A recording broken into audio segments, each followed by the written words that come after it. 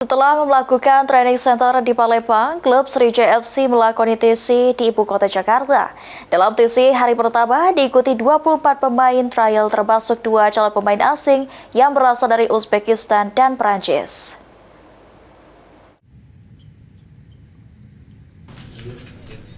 Menghadapi kompetisi Liga 2 musim 2025-2026, Sriwijaya FC saat ini tengah melakoni TC di Jakarta.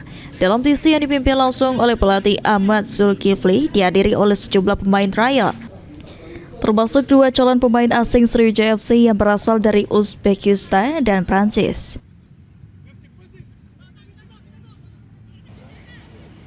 Ahmad Zulkifli selaku pelatih Sriwijaya FC mengungkapkan sejauh ini dari latihan hari pertama yang dilakukan tim pelatih cukup puas. Rencananya TC yang dilakukan di Jakarta berlangsung selama 2 minggu dengan komposisi pemain yang berbeda.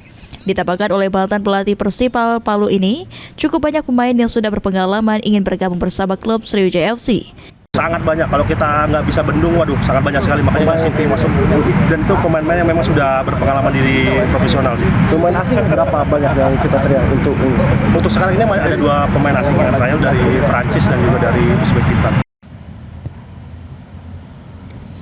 Sejauh ini menurut Ahmad Zulkifli, dirinya masih ingin fokus dengan pemain lokal yang akan direkrut. Selain itu baru akan fokus dengan pemain asing. Tim Liputan, PAL TV.